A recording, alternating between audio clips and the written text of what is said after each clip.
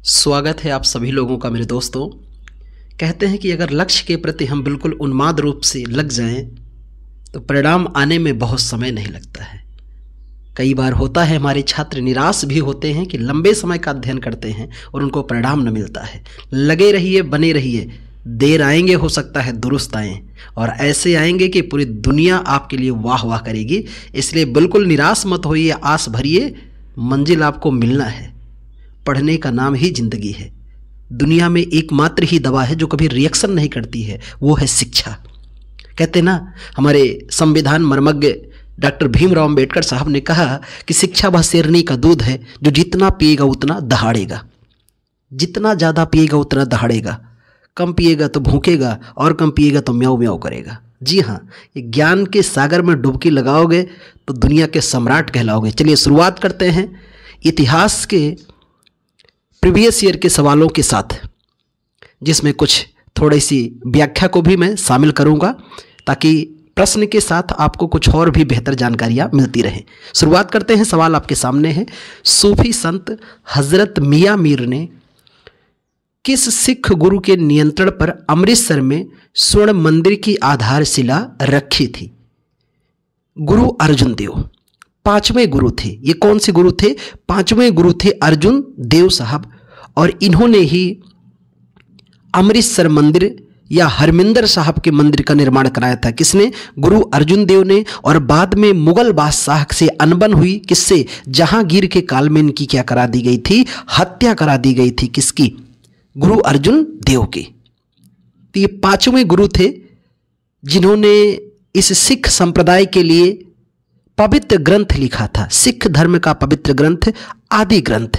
तो आदि ग्रंथ का संकलन भी किसने कराया था? अर्जुन देव ने 1604 ईस्वी में इसका संकलन कराया। आदि ग्रंथ जो सिख संप्रदाय का पवित्र ग्रंथ है। जैसे हिंदुओं का पवित्र ग्रंथ क्या है? भगवत गीता। क्या है? भगवत गीता है। ऐसे ही बात किया जाए तो इस्लाम का क्या है? कुरान है। ईसाई का क्या है? बाइबिल है। ईसाई का क्या है? बाइबिल है, इनका पवित्र ग्रंथ। और इसी तरह अगर बात करते हैं हम लोग तो सिख धर्म का क्या है? सिख धर्म का प्रमुख और पवित्र ग्रंथ है आदि ग्रंथ। इस आदि ग्रंथ में 5 गुरुओं की वाणी मिलती है। ये भी नोट रखना, कितने गुरु की? 5 गुरु की वाणी मिलती है। कौन कौन से 5 गुरु हैं? तो गुरु नानक, गुरु अंगद, गुरु अमरदास, गुरु रामदास, गुरु अर्जुन देव। इन 5 गुरुओं की वाणी किसमें मिलती है? आदि ग्रंथ में। और 18 हिंदू संतों का वर्णन मिलता है किसमें, या नाम मिलता है किसमें? आदि ग्रंथ में। जैसे कबीर, रैदास जैसे तमाम संतों का उल्लेख भी इसमें और कवियों का मिलता है। आते हैं अगले सवाल पर। किस समुदाय के पास आदि ग्रंथ उनका पवित्र पुस्तक है? मैंने लगा कि पिछला जो भी हम लोगों ने एक्सप्लेन किया उस आधार पे आप बता सकते हैं, तो ये सवाल मैं आपके लिए छोड़ता हूं कि आप बताएं कि आदि ग्रंथ किसका प्रमुख पवित्र ग्रंथ है, और साथ में ये भी बताएं कि आदि ग्रंथ में कितने हिंदू संत और कितने सिख गुरुओं की वाणी का संकलन मिलता है। अगले सवाल पर आते हैं। सिख धर्म के प्रथम गुरु कौन थे? तो सिख धर्म के प्रथम गुरु का नाम ही था गुरु नानक देव जी।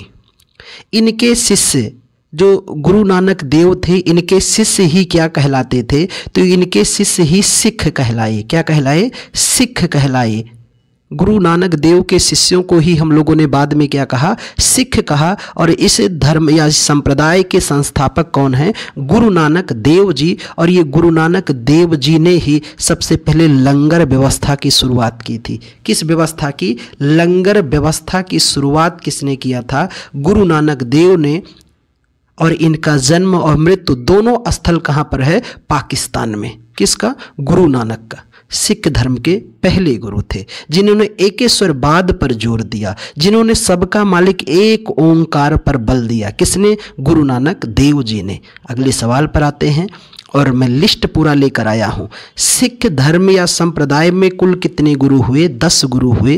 पहले गुरु नानक, दूसरे गुरु अंगद जिन्हें गुरु लहना भी कहते हैं, तीसरे अमरदास। यही वो गुरु अमरदास हैं जिनकी पुत्री बीबी भानी को अकबर ने 500 बीघा जमीन उपहार में दिया था। और इसी 500 बीघे जमीन उपहार पर अमरदास के दामाद गुरु रामदास ने इसी 500 बीघे जमीन पर रामदासपुर शहर बसाया, जिसे बाद में हम लोग अमृतसर के नाम से जानते हैं। और रामदास ने गुरु पद को आनुवांशिक कर दिया और गद्दी पर उनका पुत्र बैठा गुरु अर्जुन देव, जिन्होंने आदि ग्रंथ का संकलन किया और अमृतसर में हरमिंदर साहब मंदिर का निर्माण कराया, जिस पे सोने की परत चढ़वाई गई महाराजा रणजीत सिंह के द्वारा, और आज हम लोग उसे स्वर्ण मंदिर या गोल्डन टेम्पल के नाम से जानते हैं। छठे गुरु का नाम गुरु हरगोबिंद था, 7वें का नाम गुरु हरिराय, 8वें गुरु हरकिशन और 9वें थे गुरु तेग बहादुर और 10वें गुरु का नाम था गुरु गोविंद। आखिरी गुरु जो थे उनका नाम था गुरु गोविंद सिंह। और ध्यान रखना, गुरु अर्जुन देव को सच्चा बादशाह कहते हैं। क्या कहते हैं? सच्चा बादशाह किस गुरु को कहा जाता है? तो सच्चा बादशाह कहते हैं गुरु अर्जुन देव को। और सच्चा बादशाह किसे कहते हैं? तो सच्चा बादशाह कहा जाता है किसे? 10वें एवं आखिरी गुरु गुरु गोविंद सिंह। ये बड़े बहादुर और योग्य गुरु थे और अपने बाद इन्होंने गुरु पद को समाप्त कर दिया था और इनका जो उत्तराधिकारी बना था वह सिख साम्राज्य का पहला नेता कहलाया। किसका? गुरु गोविंद सिंह का। अगले सवाल पर आते हैं। खालसा सेना के सैन्य कमांडर बंदा बहादुर को मार डाला गया था। तो 10वें गुरु गुरु गोविंद सिंह का जो उत्तराधिकारी बना था, सिखों का पहला नेता, उसका नाम क्या था? बंदा बहादुर। इसको कब मार डाला गया था? तो इसकी हत्या भी मुगल शासकों ने ही करवाई थी। इसकी हत्या करवाई गई थी 1716 ईस्वी में। किसकी? बंदा बहादुर को फांसी की सजा दी गई थी मुगल बादशाह फर्रुखसियर के काल में। किसके काल में? फर्रुखसियर के काल में, जिसे इतिहासकार घृणित कायर कहते हैं। क्या कहते हैं? घृणित कायर। उसके काल में फांसी की सजा दी गई थी बंदा बहादुर को। इसने हजारों मुगलों को कत्लेआम करवा दिया था। किसने? बंदा बहादुर। और सिखों का पहला नेता था, गुरु गोविंद सिंह का उत्तराधिकारी बना था बंदा बहादुर। अगले सवाल पर आते हैं दोस्त। निम्नलिखित में से कौन 5 सिख तख्त की सूची में शामिल नहीं है? सिख धर्म के 5 स्तंभ स्थापित किए गए, जिसमें आपका दमदमा साहिब, पटना साहिब, श्री केसगढ़ साहिब आनंदपुर, इसमें जो शामिल नहीं था उसका सही आंसर क्या है?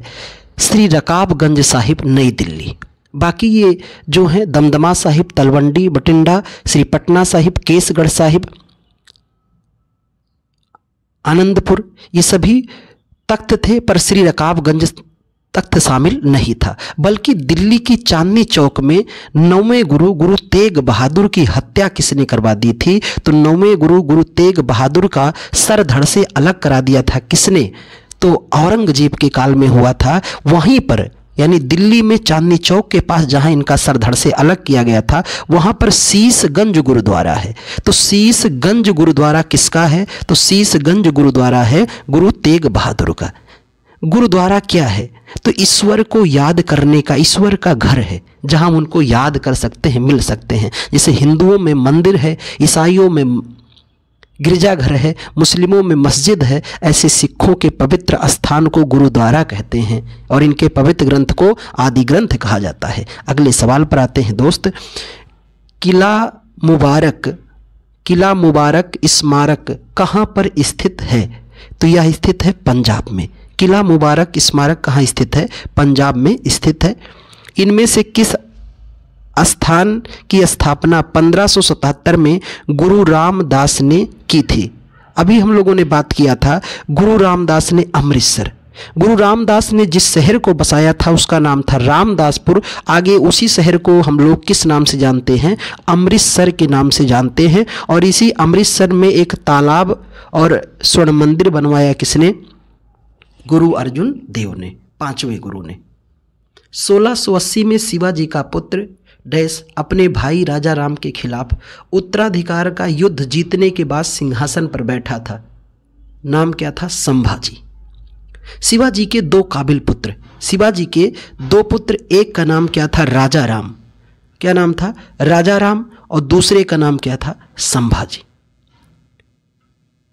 कहते हैं शिवाजी का अंतिम संस्कार किसने किया था? राजा राम ने किया था। शिवाजी की कुल 7 या 8 पत्नियां बताई गई हैं, इतिहास में 8 पत्नियां। और शिवाजी ने अपनी राजधानी कहाँ बनाई थी? रायगढ़ को बनाई थी। शिवाजी ने अपनी राजधानी कहाँ बनाई? रायगढ़ को। और शिवाजी ने राज्याभिषेक कब कराया था? 1674 ईस्वी में अपना राज्याभिषेक कराया था। बनारस के पंडित के सानिध्य में इन्होंने अपना राज्याभिषेक रायगढ़ में कराया। और उस राज्याभिषेक के दौरान इनकी पत्नी को राजमहिषी का दर्जा दिया गया। और इसी राज्याभिषेक के दौरान एक बड़ी घटना हुई, इनकी मां का देहांत हो गया था। किसके? शिवाजी की मां का देहांत हो गया और शिवाजी पे बड़ा आघात पहुंचा। तो कहते हैं शिवाजी ने अपना राज्याभिषेक 2 बार कराया था। पहली बार वैदिक विधि से और दूसरी बार तांत्रिक विधि से। और दोनों राज्याभिषेक कहाँ हुआ था? रायगढ़ में हुआ था। काशी के पंडित गंगा भट्ट के सानिध्य में राज्याभिषेक कराया गया था। शिवाजी ने ही अपने शासन को चलाने के लिए 8 बड़े योग्य और काबिल मंत्रियों की नियुक्ति की थी, जिन्हें हम लोग इतिहास में अष्टप्रधान कहते हैं। तो ये सवाल पूछा जाता है, अष्टप्रधान किसके दरबार से थे? शिवाजी महाराज के दरबार से थे। शिवाजी की उपाधि है छत्रपति। शिवाजी को राजा की उपाधि दिया था किसने? औरंगजेब ने शिवाजी को राजा की उपाधि किया था। शिवाजी स्वयं को हिंदू धर्मोद्धारक कहते हैं। क्या कहते हैं? हिंदू धर्मोद्धारक भी कहते हैं। चलते हैं अगले सवाल पर। निम्नलिखित में से किस राजा को औरंगजेब ने छत्रपति शिवाजी महाराज के विरुद्ध युद्ध में भेजा था? जय सिंह को। और कहते हैं दोनों के मध्य युद्ध हुआ। शिवाजी इस युद्ध में विचलित हुए, इसलिए शिवाजी और जय सिंह के मध्य एक संधि हुई थी जिसका नाम है पुरंदर की संधि। कौन सी संधि? पुरंदर की संधि हुई। और यह संधि हुई थी कब? 1665 में। और इस संधि के तहत शिवाजी ने क्या किया? मुगलों को आधे से अधिक किले जो जीत चुके थे वो दे दिया और अपने पुत्र संभाजी को जमानत के तौर पर मुगल दरबार में भेज दिया था। किसने? शिवाजी ने। छल कपट किया जय सिंह ने और शिवाजी की सिक्योरिटी का बहाना लेकर लेके चले गए शिवाजी को। कहाँ? आगरा। किसके दरबार में? औरंगजेब के दरबार में, जिसे हम लोग जिंदा पीर भी कहते हैं। किसको? औरंगजेब को। कहते हैं शिवाजी उस दरबार में पहुंचे, औरंगजेब ने सम्मान न किया।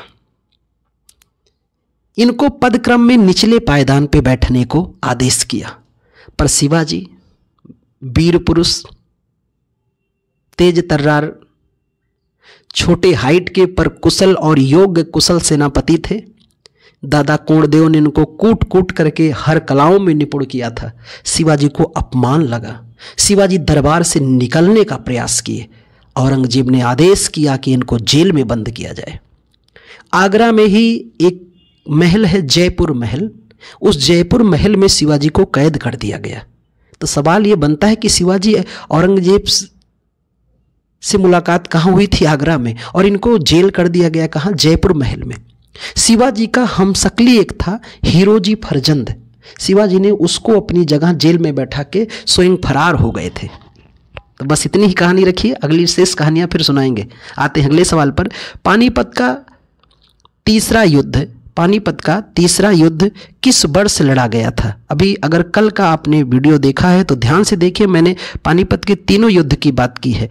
तो तीसरा युद्ध 1761 में लड़ा गया। पहला युद्ध 1526 में लड़ा गया बाबर और इब्राहिम लोदी के मध्य। दूसरा युद्ध 1556 में लड़ा गया अकबर और हेमू या हेमचंद के मध्य। और तीसरा युद्ध लड़ा गया अफगान और मराठों के मध्य। किसके मध्य? अफगान और मराठों के मध्य, जिसमें विजयी कौन हुए? अफगान विजयी हुए और मराठे क्या हो गए? पराजित हो गए थे। कृष्णदेव राय किस वंश के थे? कृष्णदेव राय का वंश क्या था? तुलु वंश। हम कृष्णदेव राय को जानने के लिए एक साम्राज्य पढ़ते हैं जिसका नाम है विजयनगर साम्राज्य। कौन सा साम्राज्य? विजयनगर साम्राज्य, जिसका शाब्दिक अर्थ होता है जीत का शहर। और आज वर्तमान में विजयनगर साम्राज्य का हमें अवशेष कहाँ से मिलता है? हम्पी से मिलता है। और हम्पी कहाँ पर है? कर्नाटक में है। इस विजयनगर साम्राज्य में हम 4 वंश पढ़ते हैं। कितने वंश? 4 वंश पढ़ते हैं। संगम वंश, सालू वंश, तुलु वंश और अराबीडू वंश। तो इसमें किस वंश के थे? तुलु वंश के शासक थे कृष्णदेव राय, जो केवल तुलु वंश नहीं, पूरे विजयनगर साम्राज्य के सबसे महान शासक थे। कौन? कृष्णदेव राय। और इन कृष्णदेव राय के दरबार को सुशोभित करने के लिए 8 तेलुगु कवि रहते थे। कितने? 8 तेलुगु कवि रहते थे। और इन 8 तेलुगु कवियों को हम लोग क्या किस नाम से जानते थे? अष्टदिग्गज। अभी मैंने अष्टप्रधान आपको पढ़ाया, तो 8 तेलुगु कवियों को क्या कहते थे? अष्टदिग्गज। और अष्टदिग्गज किसके दरबार में थे? शिवाजी के। और अष्टप्रधान किसके दरबार में थे? अष्टदिग्गज किसके दरबार में? कृष्णदेव राय के। और अष्टप्रधान किसके दरबार में? शिवाजी महाराज के दरबार में। अष्टदिग्गज का तात्पर्य क्या है? 8 तेलुगु कवि। और अष्टप्रधान का तात्पर्य क्या है? 8 योग्य मंत्री। आते हैं अगले सवाल पर। तिरुमाला राय प्राचीन भारत में निम्नलिखित में से किस राजवंश के संस्थापक थे? तिरुमल। तो इसका सही आंसर हो जाएगा अराबिडू। अभी मैंने बताया विजयनगर में 4 वंश, संगम वंश, सालू वंश, तुलु वंश और अराबिडू। आखिरी वंश कौन था? अराबिडू। इसी का शासक था तिरुमल। क्या नाम था? तिरुमल। बुक्का प्रथम प्राचीन भारत में निम्नलिखित में से किस राजवंश का संस्थापक था? तो विजयनगर का भी संस्थापक कहा जाए कि विजयनगर की स्थापना किसने की थी, विजयनगर नामक साम्राज्य किसने बसाया, या विजयनगर की स्थापना किसने की? तो विजयनगर का संस्थापक ही थे 2 भाई, एक का नाम था हरिहर और दूसरे का नाम था बुक्का। और इस विजयनगर का पहला वंश था जिसका नाम क्या था? संगम वंश। तो संगम वंश के भी संस्थापक कौन थे? बुक्का प्रथम। तो ध्यान में रखना। अगले सवाल पर चलते हैं। उस इंजीनियर का क्या नाम था जिसने हम्पी के खंडहरों को प्रकाश में लाया था? कर्नल कॉलिन मैकेंजी ने खोज किया था किसका? हम्पी का। आज भी हमें अवशेष मिलते हैं किसके? विजयनगर साम्राज्य के। आज भी आप जाकर के देख सकते हैं। भारतीय इतिहास में सन 1756 में घटित हुई कालकोठरी घटना कहाँ हुई थी? बड़ी ही मशहूर घटना थी। थोड़ा सा दृष्टांत बताएंगे। कोलकाता में। ये घटना कब की है? ये घटना जून 1757 की घटना है। कालकोठरी घटना, इसे हम लोग ब्लैक होल ट्रेजेडी भी कहते हैं या इंसिडेंट के नाम से जाना जाता है। ये घटना किसके काल में हुई थी? सिराजुद्दौला। बंगाल का एक नवाब हुआ करता था सिराजुद्दौला। इस घटना की कुछ अफवाह कहानियां भी बताई जाती हैं, पर सुनिए ध्यान से। ये घटना हुई और इस घटना में बताया गया कि बंगाल का नवाब सिराजुद्दौला अंग्रेजों के ऊपर क्रोधित उठा। और जब क्रोधित हो उठा तो उसने क्या किया? एक दिन उसने एक 18 फीट लंबी और 14.5 फीट से अधिक चौड़ी कोठरी में 146 अंग्रेजों को बंद कर दिया। कितने को? 146 अंग्रेजों को बंद कर दिया। एक कोठरी जो 18 फीट लंबी, 14.14 फीट चौड़ी, एक कोठरी में 146 अंग्रेजों को बंद किया। महीना कौन सा है? जून। जानते हैं इस समय उत्तर भारत की धरती बिल्कुल तप्तमान रहती है और इस कोठरी में कोई भी कहीं जंगला वगैरह नहीं लगा था। कहते हैं 24 घंटे बाद जब खोली गई कोठरी तो केवल 23 लोग जिंदा बचे। कितने चले गए थे? 123 चले गए थे। ये घटना एक अंग्रेज अधिकारी बताता है और कहते हैं उस समय की जब पुस्तकों में छानबीन की गई तो पता चला यह घटना बिल्कुल अफवाह के समान है। लेकिन ये ध्यान रखना, ये घटना कहाँ हुई थी? कलकत्ता में। और किसके काल में? सिराजुद्दौला। ये वही सिराजुद्दौला जिसके काल में हम लोग पढ़ते हैं युद्ध, जिसका नाम क्या है? प्लासी का युद्ध। प्लासी का युद्ध 1757 का जो युद्ध लड़ा गया प्लासी का, उसमें बंगाल का नवाब कौन हुआ करता था? सिराजुद्दौला। अगले सवाल पर आते हैं। निम्नलिखित में से किस लड़ाई में अहमदुल्ला शाह ने हेनरी लॉरेंस को हराया था? तो उसने लड़ाया था चिनहट के युद्ध में। किस युद्ध में? चिनहट के। हम जानते हैं बक्सर का युद्ध कब हुआ? 1764 में। हेक्टर मुनरो ने त्रिकोणीय टीम को पराजित कर दिया। प्लासी का युद्ध हुआ 1757 में। रॉबर्ट क्लाइव ने सिराजुद्दौला को चारों खाने चित कर दिए। पानीपत की तीसरी लड़ाई हुई 1761 में। अहमद शाह अब्दाली ने मराठा सेनाओं को बिल्कुल नस्तानाबूद कर दिया। अगले सवाल पर आते हैं। अंग्रेजों ने मैसूर के साथ कितने युद्ध लड़े थे, जिसे हम लोग आंग्ल मैसूर युद्ध कहते हैं? कुल 4 युद्ध। अंग्रेजों का मैसूर पे कितनी बार आक्रमण हुआ? 4 युद्ध। पहला युद्ध जो लड़ा गया था आंग्ल मैसूर युद्ध, वो 1767 से 69, 1767 से 69। दूसरा युद्ध जो लड़ा गया वो 1780 से 84, 1780 से 84। तीसरा जो लड़ा गया वो 1790 से 92, 1790 से 92। और चौथा अंग्रेजों ने जो मैसूर पर आक्रमण किया वो था 1799। बस यहाँ 2 बात ध्यान से सुन लो। दूसरे आंग्ल मैसूर युद्ध में हैदर अली मारा गया था। कौन मारा गया था? हैदर अली, जिसने अपनी राजधानी क्या बनाया था? श्रीरंगपट्टनम। मैसूर का राजा हैदर अली किस आंग्ल मैसूर युद्ध में मारा गया? दूसरे, 1780 से 84। और चौथे आंग्ल मैसूर युद्ध में कौन मारा गया? हैदर अली का बेटा टीपू सुल्तान। कौन मारा गया? टीपू सुल्तान। तो ध्यान में रखना, ये 4 युद्ध, चारों का समय याद रखना, ठीक है। और इसमें ध्यान रखना हैदर अली किस युद्ध में मारा गया और टीपू सुल्तान किस युद्ध में मारा गया। आते हैं अगले सवाल पर। 1757 में प्लासी के युद्ध में अंग्रेजों की जीत के बाद निम्नलिखित में से कौन सी घटना घटी थी? जब प्लासी का युद्ध हो गया उसके बाद की घटना पूछा जा रहा है, कौन सी घटी थी? तो ब्रिटिश सरकार ने क्या किया? ईस्ट इंडिया कंपनी के व्यापार का विस्तार किया था। यानी 1757 का जब युद्ध हो गया तो कहते हैं 1758 के बाद क्या हुआ कि ब्रिटिश सरकार कंपनी के व्यापार का क्या किया? विस्तार करना शुरू कर दिया। और यही से कहते हैं कि इसी युद्ध के बाद ईस्ट इंडिया कंपनी ने भारत में प्रवेश कर गई और शासन करना कब शुरू कर देगी? बक्सर युद्ध को जीतने के बाद। 1855-56 में भारत में संथाल विद्रोह हुआ था। उसका नेतृत्व किसने किया था? सिद्धू और कान्हू, ये 4 भाई थे, सिद्धू, कान्हू, चांद और भैरव। और कहते हैं 1857 के पहले का यही विद्रोह है। कौन? संथाल विद्रोह, जो 1855 और 56 में हुआ था। किसके खिलाफ? दीकुओं के खिलाफ। दीकू किसे कहते हैं? अंग्रेज और जमींदारों को कहते हैं। आयरकूट के नेतृत्व में ब्रिटिश सेना ने पोर्टो नोवा में हैदर अली को हराकर मद्रास को बचाया। कब बचाया था? किसने? हैदर अली ने। तो जुलाई 1781 में बचाया था। और 1782 में अभी हम लोगों ने पढ़ा कि हैदर अली क्या किया गया? मारा गया, वीरगति को प्राप्त हुआ और उसे दफनाया गया कहाँ? मद्रास की राजधानी श्रीरंगपट्टनम में।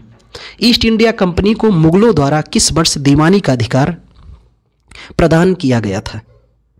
1765 में। कब प्रदान किया गया? 1765 में। 1765 में हम लोग एक संधि पढ़ते हैं जिसका नाम है इलाहाबाद की संधि। कौन सी संधि? इलाहाबाद की संधि। और ये इलाहाबाद की 2 संधियां हुई थी।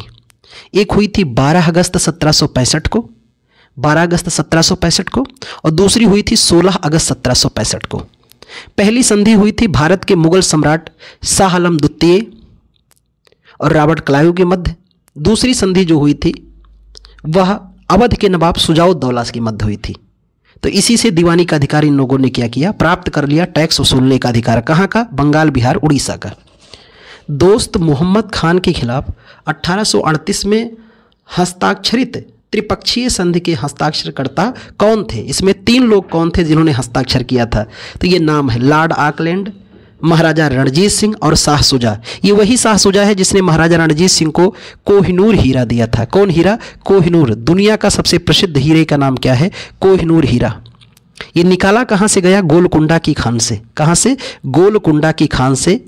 और कहते हैं कि सिखों के अंतिम नेता जिनका नाम था दलीप सिंह, क्या नाम था? दलीप सिंह, उनके हाथों से महारानी विक्टोरिया ने ले लिया था। और आज भी ये विद्यमान कहाँ पर है? लंदन के टावर में सुरक्षित रखा गया है। अगर आप ला सकते हैं तो ले आइए, ये भारत की अमानत है। इस समय लगभग 108 या 9 कैरेट का बचा हुआ है। आरंभ में 973 कैरेट का था, पर काफ़ी राजाओं के हाथों में जाते जाते छीना झपटी में टूट गया। कौन? कोहिनूर हीरा। इसे हिंदी में प्रकाश का पहाड़ भी कहते हैं। और नादिर शाह 1739 में तख्ते ताश, मयूर सिंहासन, कोहिनूर हीरा सब लूट के ले गया था। उससे पाया था शाह शुजा। शाह शुजा दे दिया महाराजा रणजीत सिंह को। और रणजीत सिंह के खानदान का आखिरी राजा कौन था? दलीप सिंह, जिसे दफनाया गया बाद में कहाँ? लंदन में। इसकी मृत्यु ही वहीं हो गई। और ये सिखों का एकमात्र नेता था जिसने सिख धर्म को त्याग कर ईसाई धर्म को अपनाया था। निम्नलिखित में से टीपू सुल्तान का संबंध किस स्थान से था? अभी हम लोगों ने चर्चा किया था, श्रीरंगपट्टनम। और यहीं पर इन्होंने क्या किया था? जैकोबिन क्लब की स्थापना की थी। किसने? टीपू सुल्तान ने। और फ्रांस की दोस्ती की वजह से इन्होंने यहीं पर स्वतंत्रता वृक्ष भी लगवाया था। किसने? टीपू सुल्तान ने। बड़ा योग्य सेनापति का योग्य पुत्र था टीपू सुल्तान। प्राचीन इतिहास में किस भारतीय राज्य को कामरूप के नाम से जाना जाता था? तो इसका सही आंसर क्या हो जाएगा? असम को। क्या कहते थे? असम को हम लोग कामरूप कहते थे। असम में एक राजवंश पढ़ते हैं जिसका नाम है अहोम राजवंश, और अहोम विद्रोह भी पढ़ते हैं कहाँ? असम में, जिसका नेतृत्व गोमधर कुंवर ने किया था। मुगलों के विरुद्ध हल्दी घाटी का युद्ध किसने लड़ा था? तो हल्दी घाटी का बड़ा फेमस युद्ध रहा महाराणा प्रताप। रणबीर चौकड़ी भर भर करती चेतक बन गया निराला था, राणा प्रताप के घोड़े से पड़ गया हवा का पाला था। घोड़े का नाम चेतक था और इनके हाथी का नाम राम प्रसाद था। बड़ा भयानक और भयावह युद्ध हुआ हल्दी घाटी 1576 में। अकबर अंततः भी मेवाड़ पर अधिकार न कर सका। ये सबसे योग्य राजपूत का परिवार था, जो सच्चा राजपूत परिवार था। बाकी सभी ने घुटने टेक दिए किसके सामने? मुगलों के सामने। पर यही एक खानदान था, राणा सांगा का खानदान था ये, जो कभी मुगलों के सामने टिका भी नहीं और मेवाड़ स्वतंत्रता बनी ही बनी रह गई। खजुराहो के मंदिर का निर्माण किस राजवंश के शासनकाल में हुआ? बड़ा फेमस सवाल है, चंदेल राजवंशों ने कराया था। यहीं पर शिव की बड़ी अच्छी और बाखूबसूरत मूर्तियां हैं खजुराहो के मंदिर में। चंदेल राजवंशों का उस मंदिर को संरक्षण, आश्रय, प्रश्रय सब दिया गया था और आज भी सुरक्षित हमें देखने को मिलता है। वैष्णव धर्म में कितने अवतार या देवता के अवतार को मान्यता दी गई है? 10। अभी भगवान के 10वां अवतार होना बाकी है, जिसको हम लोग कहते हैं कल्कि का अवतार। कलयुग जब अपने चरम पर होगा, मानव बिल्कुल पशु प्रवृत्ति का हो जाएगा। जिस माँ के गर्भ से जन्म लेगा उसी के साथ संसर्ग करने लगेगा। तब कहते हैं भगवान कल्कि मेरठ में विष्णु नामक यश ब्राह्मण के घर जन्म लेंगे और इन पापियों से क्या करेंगे? इस धरालोक का समापन करेंगे और फिर एक नए युग की शुरुआत होगी जिसको कहेंगे सतयुग। तो पहला युग कौन था? सतयुग। सतयुग के बाद कौन सा युग आया? त्रेता युग। त्रेता के बाद कौन सा आया? द्वापर युग। और द्वापर के बाद कलयुग। हम लोग किस युग में हैं? कलयुग। कहते हैं कि इस समय मानव की उम्र जो थी वो 1 लाख वर्ष थी। कितनी थी? 1 लाख वर्ष थी। लेकिन सतयुग से बदलने त्रेता युग आते आते इस मानव में लोभ और पलटा। लोभ लालच की ज्वाला इसमें बढ़ी तो कहते हैं ईश्वर ने 1 जीरो हटा दिया और मानव की उम्र कितनी हो गई? 10,000 वर्ष। त्रेता से द्वापर आते आते ये मानव और भी लोभी होता गया, सांसारिक जीवन में और रमणीयता बढ़ाता गया, झूठ, व्यभिचार इत्यादि बातों को समाहित करता गया। ईश्वर ने 1 जीरो और हटा दिया। इस मानव की उम्र कितनी हो गई? 1000। कलयुग आते आते मानव में और भी लालच, लोभ की संकल्पना बढ़ती गई तो ईश्वर ने 1 जीरो और उठा दिया और मानव की उम्र कितनी है? 100 वर्ष। पर अब वर्तमान का जो मानव है वो 60 और 70 विज्ञान के अनुसार या भारत सरकार के अनुसार 64.5 वर्ष की आयु प्रत्याशा पुरुषों की है, महिलाओं की ज़्यादा है, 65 के आसपास है। मीराबाई सबसे प्रसिद्ध महिला कवि और भगवान कृष्ण की भक्ति वर्तमान समय में एक राजपूत राजकुमारी थी। किस राज्य की? राजस्थान की। कहाँ की? राजस्थान की। भगवान कृष्ण की दीवानी मीराबाई। गोल गुंबज राजा मोहम्मद आदिल शाह का मकबरा है। यह हिस्सा था बीजापुर का। कहाँ का? बीजापुर। बीजापुर कहाँ पर है? कर्नाटक में। आसफ उद दौला द्वारा निर्मित आसाफी इमामबाड़ा कहाँ पर स्थित है? तो आप सभी इसका आंसर जानते हैं, लखनऊ में इमामबाड़ा। यहीं पर भूल भुलैया भी स्थित है। कहाँ पर? लखनऊ में ही। एक अंधे कवि जिन्होंने अपने संग्रह सूरसागर में कृष्ण की महिमा गाई थी। इतना आसान सवाल है, आप सभी नाम जानते होंगे। सूरदास, सूरसागर, सूरलहरी, तमाम इनकी बड़ी दिव्य और भव्य रचनाएं हैं जो आज भी अपनी बिल्कुल उसी अवस्था में विद्यमान है जैसे आरंभ में लिखी गई थी। रामचरितमानस की रचना करने वाले गोस्वामी तुलसीदास का जन्म आधुनिक रूप से किस राज्य में हुआ था? उत्तर प्रदेश में। कहाँ पर? उत्तर प्रदेश में। तो इस रामचरितमानस की रचना किसने किया? गोस्वामी तुलसीदास जी ने किया था। जिसमें कितने अध्याय हैं? 7 अध्याय हैं जिन्हें कांड कहा जाता है। और दिन भी कितने हैं? 7। रंग भी कितने हैं? 7। इसी 7 में जीना है, इसी 7 में मरना है। व्यर्थ की चिंता मत करो, लगो और बिल्कुल अपने आयाम को जब तक प्राप्त न कर लो तब तक लगे रहो। दासबोध मुख्य रूप से किसके लेखन और उपदेश का संकलन है? तो दासबोध को लिखा था समर्थ रामदास जी ने। किसने? रामदास की रचना है दासबोध। चिश्ती सिलसिला के सबसे महत्वपूर्ण शिक्षकों में एक शेख मोइनुद्दीन चिश्ती की दरगाह कहाँ पर स्थित है? शेख मोइनुद्दीन चिश्ती साहब की दरगाह है अजमेर में, जिन्हें हम लोग अजमेर में इन्हीं की दरगाह की वजह से अजमेर को भारत का मक्का कहते हैं। मक्का मतलब जहां हजरत मोहम्मद पैगंबर का जन्म हुआ था। अगर सऊदी अरब के बाद भारत का यानी भारत में सबसे पवित्र स्थान इस्लाम का पूछा जाए तो अजमेर है। अजमेर को भारत का मक्का कहते हैं। ख्वाजा मोइनुद्दीन चिश्ती की दरगाह को अजमेर शरीफ के नाम से जाना जाता है। मुस्लिम तो छोड़िए, यहाँ पर साहब हिंदू भी चद्दर चढ़ाने जाते हैं, अपनी मन्नतें मांगते हैं और कहते हैं मन्नतें पूरी होती है। यह अल्लाह का एक बंदा था। कौन? शेख मोइनुद्दीन चिश्ती साहब। ठीक है, अगले सवाल पर आते हैं। ताजमहल परिसर का निर्माण किस वर्ष के आसपास शुरू हुआ था? तो निर्माण की शुरुआत ही हुई थी 1632 में और लगभग 22 वर्षों का समय लगा था। तो जाकर पूरा हुआ क्या? ताजमहल। कहाँ पर? आगरा में। ये किसकी याद में बनवाया शाहजहां ने? तो मुमताज महल की याद में बनवाया। एक मकबरा है। ताजमहल क्या है? एक मकबरा है। और ध्यान में रखना, 3 शब्द आप सुन के रखो, मकबरा, दरगाह और मजार। इसमें ध्यान में रखना, ये तीनों कब्र हैं। सामान्य बात तो है तीनों कब्र हैं, लेकिन ये 2 जो हैं जिनको हम लोग जिनका पूजा किया जाता है। ये मुस्लिम संप्रदाय के लोग इस दरगाह की भी पूजा करते हैं, मजारों पर भी मत्था टेकने जाते हैं। सभी संप्रदाय के लोग लगभग जाते हैं। दरगाह और मजारों पर पूजा किया जाता है। जो अल्लाह के बंदे थे, जिन्होंने अल्लाह में अपना जीवन को निवृत्त किया था, ऐसे संतों को जहाँ दफनाया जाता है, बड़े संतों को उसे दरगाह कहते हैं। जैसे हाजी अली के दरगाह मुंबई, ख्वाजा मोइनुद्दीन चिश्ती के दरगाह अजमेर। जो छोटे संत होते हैं इस्लाम के, ईश्वर में अपने जीवन को तल्लीन किया है, उन्हें जहाँ दफनाया जाता है उसे मजार कहते हैं। और राजा महाराजा या बड़े लोगों को जहाँ दफनाया गया सामान, उसे क्या कहते हैं? मकबरा कहते हैं। मकबरा में पूजा नहीं किया जाता है, पर दरगाह और मजार की पूजा की जाती है। जब अस्थाई बंदोबस्त लागू किया गया उस समय बर्धमान का राजा कौन था? तो उस राजा का नाम था तेज चंद। क्या नाम था? तेज चंद। अस्थाई बंदोबस्त लागू करने के समय भारत के लिए समुद्री मार्ग की खोज करने वाले पहले कौन थे? तो आप सभी जानते हैं पहले आए कौन थे? Vasco da Gama. किस था? पुर्तगीज। कहाँ का था? पुर्तगाल का था वास्को डिगामा। 1498 में भारत पहुंचा और भारत आने वाली पहली यूरोपीय कंपनी भी कौन थी? पुर्तगीज। दूसरी कौन थी? डच। तीसरी अंग्रेज और चौथी फ्रांसीसी। तो पीडीएफ, ये इनका ट्रिक भी याद रखना है।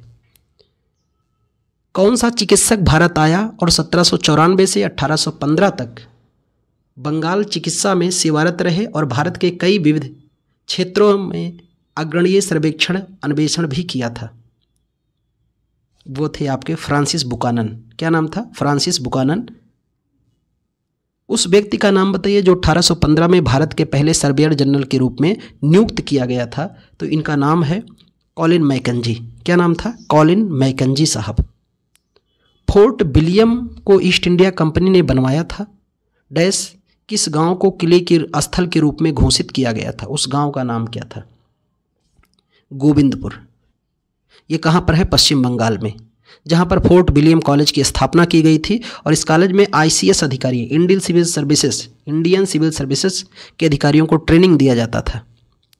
किस मुगल स्मारक को उस्ताद अहमद लाहौरी द्वारा डिजाइन किया गया और 1993 में यूनेस्को के विश्व धरोहर सूची में शामिल भी कर लिया गया है?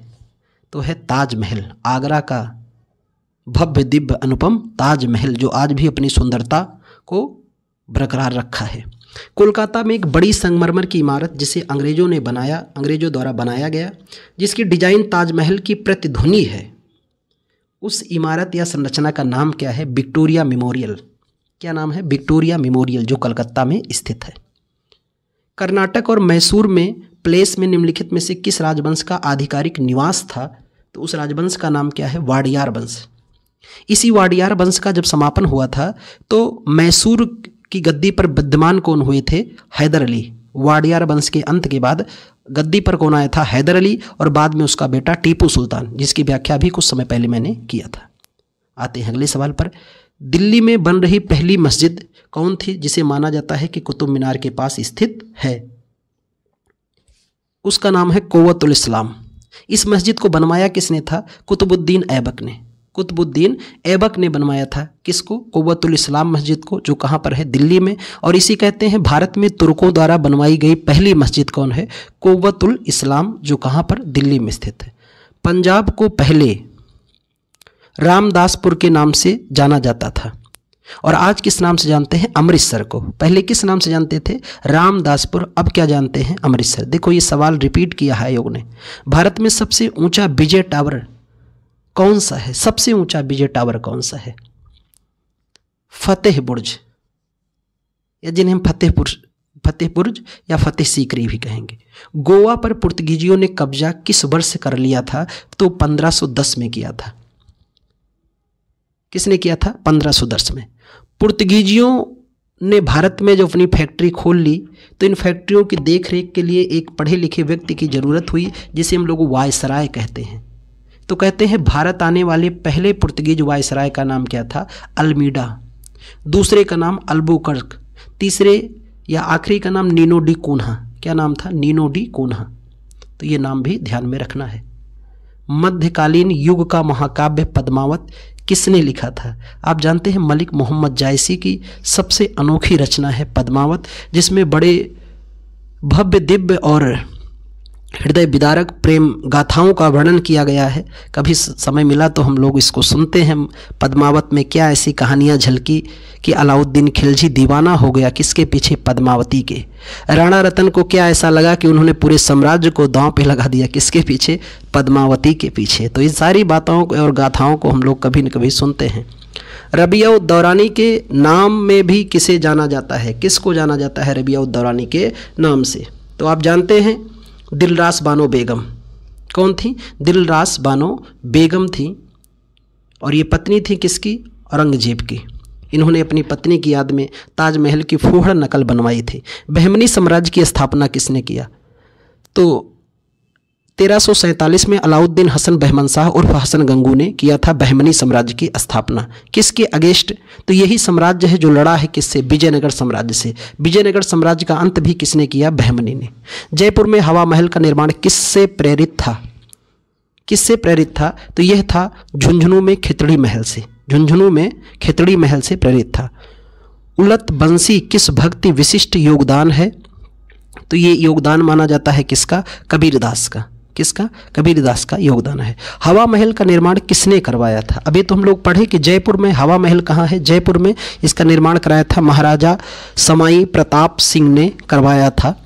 अजमेर का संबंध किस सूफी संत से है? उस सूफी संत का नाम बताओ। अभी हम लोगों ने पढ़ा ख्वाजा मोइनुद्दीन चिश्ती की दरगाह कहाँ पर है? अजमेर में। अजमेर को भारत का मक्का कहते हैं। अजमेर पे प्रतिवर्ष मेला भी आयोजित किया जाता है। किस यात्री और विद्वान ने किताब उल हिंद लिखा था? बहुत ही प्रसिद्ध रचना है और कई बार पूछा जा चुका है। अल-बर्नी ने किताब उल हिंद या तहकीक हिंद लिखा था। किसने? अल-बर्नी ने लिखा था, जिसका अर्थ होता है भारत की खोज। और अल-बर्नी के बारे में कहते हैं पहला मुसलमान जो भारतीय संस्कृत का अध्ययन किया, पुराणों का अध्ययन किया, महाकाव्यों का अध्ययन किया। प्रसिद्ध अन्वेषक डैश भारत में आना चाहते थे, लेकिन इसके बजाय वह अमेरिका के तट पर उतर गए। उस व्यक्ति का नाम क्या था? आप जानते हैं क्रिस्टोफर कोलंबस साहब 1492 में चले थे। तकदीर का नजाकत लेकर चले, पर तकदीर कुछ और चाहती थी, और उन्होंने क्या किया? यूरोप का केप ऑफ गुड होप पर इनको भंवरों ने घुमाया और ये पहुंच गए कहाँ? अमेरिका में। और ये अमेरिका पे उतरते ही कहा, या मैं इंडिया पहुंच गया। लोगों ने कहा, अरे पगलू, इंडिया नहीं, ये अमेरिका है। तो इन्होंने अमेरिका की खोज किया था। किसने? कोलंबस ने। और वास्को डी गामा, जिसकी नीयत भी साफ थी और उसके लक्ष्य भी स्पष्ट थे, और भारत की खोज कर ली। इसीलिए कहते हैं मेरे दोस्त, जहाँ चाह होती है वहाँ राह भी होती है, और जहाँ चाह नहीं वहाँ राह भी नहीं। होयसल साम्राज्य की राजधानी क्या थी? तो होयसल साम्राज्य की राजधानी थी द्वार समुद्र। किस नाम से जानते हैं? द्वार समुद्र। और यादव की राजधानी क्या थी? देवगिरी हुआ करती थी, जो महाराष्ट्र में है। निम्नलिखित ऐतिहासिक घटनाओं के उसके कालानुक्रम क्रम को व्यवस्थित कीजिए। इनमें से क्रम व्यवस्थित करना है कि सही क्रम क्या है। तो सही क्रम है कि हुमायूं ने अपने खोए हुए क्षेत्र को पुनः प्राप्त करने का प्रयास किया। कब? 1555 के आसपास। कब प्राप्त करना चाहा? 1555 के आसपास, पहली चीज। दूसरा क्या रहा कि नादिर शाह ने भारत पर आक्रमण किया 1739 में। अगली बात रही कि पानीपत के तीसरे युद्ध में अहमद शाह अब्दाली ने पराजित किया मराठों को 1761 में, और फिर 1765 में दीवानी का अधिकार दिया गया। ये ईयर है और मिलान कर लीजिए, तो ऑप्शन नंबर सी सही हो जाएगा। निम्नलिखित में से किस वास्तुशिल्प तकनीक का उपयोग मुख्य रूप से ताजमहल को सजाने के लिए किया गया था? ये कई बार पूछा जा चुका है। पित्रादुरा। वैसे ये सबसे पहले पित्रादुरा का प्रयोग किस में किया गया? आप कमेंट करके मुझे बताएं कि किसके मकबरे में सबसे पहले पित्रादुरा का प्रयोग किया गया है। संत कबीर का जन्म कहाँ हुआ था? सबसे आसान और इजी सवाल है, वाराणसी में। कहाँ पर? वाराणसी में। 9वीं और 11वीं सदी के बीच बंगाल और बिहार में मूर्तियों की किस शैली का उपयोग किया जाता था? उस शैली का नाम बताइए। उसका नाम था पाल शैली का उपयोग किया जाता था बिहार और बंगाल में। 18वीं शताब्दी के अंत में प्रेसिडेंसी शहरों के रूप में किन भारतीय शहर का महत्व बढ़ गया था? सबसे ज़्यादा इसका महत्व हो गया था तो कोलकाता, बॉम्बे और मद्रास। हमारी पहली प्रेसिडेंसी का नाम ही है बंगाल, और सबसे बड़ी प्रेसिडेंसी भी कौन थी? बंगाल। दूसरी फिर बॉम्बे और मद्रास। 3 बड़ी प्रेसिडेंसियाँ थीं जो अंग्रेज़ों के मन और ललक के लिए बिल्कुल भाती थी। अंग्रेज़ों ने इसे खूब लूटा और 200 वर्षों तक में भारत को नस्तानाबूद कर एकदम बिल्कुल हालात ऐसे बना दिए कि भारत गरीबी, भूखमरी और तंज बड़े अकालों का शिकार भी हुआ। करोड़ों लोगों को अकाल ने, भूख ने निगल लिया, करोड़ों भारतीयों को। ये आज़ादी का जो तकाजा आज हमको मिला है, इसमें न जाने कितने भारतीयों के रक्त से रंचित है, न जाने कितने भारतीयों की आह और ललक अलक बिल्कुल समाहित है इसमें। हैदर अली कहाँ का शासक था? मैसूर का, और उसका बेटा ही था टीपू सुल्तान। उस डच का नाम बताएं जिसने भारत में आधुनिक शिक्षा को बढ़ावा देने के लिए राजा राम मोहन राय की मदद किया था। उनका नाम था डेविड हेयर। राजा राम मोहन राय और डेविड हेयर मिल करके 1817 के आसपास हिंदू कॉलेज की स्थापना की थी। किसकी? हिंदू कॉलेज की स्थापना की थी कोलकाता में इन दोनों लोगों ने। सन 1600 से 1700 की अवधि में धार्मिक शिक्षक मियाँ मीर किस राज्य से संबंधित थे? इनके राज्य का नाम क्या था? पंजाब। क्या नाम था? पंजाब। निम्नलिखित में से कौन सा जोड़ा सही ढंग से सुमेलित नहीं है विदेशी यात्रियों का? तो इसमें सुमेलित जो जोड़ा नहीं है वो है जॉन जॉर्डन शाहजहां। बाकी सभी जोड़ा बिल्कुल सही है। तो जॉर्डन शाहजहां के दरबार में नहीं आया था। रुद्रेश्वर मंदिर या बेत स्तंभ भाल गुड़ी रुद्रदेव द्वारा बनवाया गया। रुद्रदेव का संबंध किस राजवंश से है? काकतीय राजवंश से। किस वंश से? काकतीय राजवंश का शासक था। महाराजा जय सिंह द्वितीय ने इनमें से किस शहर में जंतर मंतर का निर्माण नहीं कराया था? कल की क्लास में भी हम लोगों ने बात किया कि महाराजा जय सिंह द्वितीय ने क्या किया? 5 शहरों में जंतर मंतर बनवाया, जिन्हें हम लोग खगोल वेधशाला भी कहते हैं, जहाँ से ग्रह नक्षत्रों की जानकारी मिलती है। और इन 5 शहरों में आपका एक हो गया जयपुर, दूसरा हो गया मथुरा, तीसरा हो गया दिल्ली, चौथा हो गया उज्जैन और 5वां हो गया वाराणसी। तो इसमें कहाँ नहीं बनवाया था? इलाहाबाद में। अगले सवाल पर आते हैं। हैदराबाद में 4 मीनार के संबंध में कौन सा कथन गलत है? तो उस कथन का क्या है कि मेहराब 4 मंजिले के कमरे और मेहराब का दीर्घा सहारा देते हैं। ये बिल्कुल गलत है। बाकी सभी विकल्प इसके सही हैं। निम्नलिखित में से किस विदेश यात्री ने तेलुगु भाषा में इटालियन ऑफ द ईस्ट कहा था? तो उसका नाम क्या है? निकोलो कांटी। ये किसके दरबार में आया था निकोलो कांटी? कमेंट करके मुझे बताओ।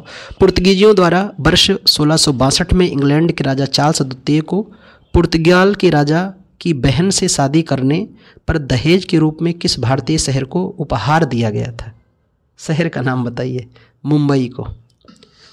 तो मुंबई पुर्तगीजियों ने उपहार दिया था किसको? अंग्रेजों को। और यही मुंबई जाकर के बाद में ईस्ट इंडिया कंपनी का हेडक्वार्टर बना था। आते हैं आज का आखिरी सवाल इतिहास का, और मेडवल यहाँ पर आपका समाप्त हो जाएगा। 12वीं शताब्दी में काकतीय राजवंश राजाओं द्वारा बनवाया गया। 14वीं शताब्दी में कुतुब राजवंश द्वारा पुनर्जीवित किया गया या पुनर्निर्मित किया गया था। वो कौन सी संरचना थी? गोलकुंडा का किला। तो दोस्त ये सेशन कैसा लगा, अगले पुनः सेशन पे मिलते हैं। यहाँ पर हम लोग मध्यकालीन इतिहास बिल्कुल पूर्णतः प्रीवियस ईयर के पूछे गए सवाल, उसमें कुछ पहलू मैंने अपना भी जोड़ा। बहुत लंबा इसलिए नहीं कर किया जा सकता, इसमें ढेर सारी कहानी मेरे दोस्त, मैं बहुत ज़्यादा इसलिए इसको लेंथ बढ़ाया नहीं कि आपको ये लगेगा वीडियो का टाइमिंग भी ज़्यादा हो गया है। तो जब पढ़ेंगे इतिहास तो हम लोग पूरा डिटेल से पढ़ेंगे इसमें, इसीलिए थोड़ा सा सवाल को तेज़ी से सॉल्व करते भी ध्यान में रखा, क्योंकि इधर आपका एग्जाम का टाइम भी लगभग करीब ही है। तो आप प्रीवियस ईयर को ध्यान से देखिए और पढ़ के जाइए। कई सवाल उम्मीद है कि यहीं से हूबहू रिपीटेड होंगे। रिपीटेड नहीं होंगे तो जो एक्सप्लेन मैंने किया है उसको नोट डाउन करना, हो सकता है वहाँ से सीधा सवाल पूछे। तो अगले सेशन में पुनः मिलते हैं, तब तक के लिए बहुत बहुत धन्यवाद।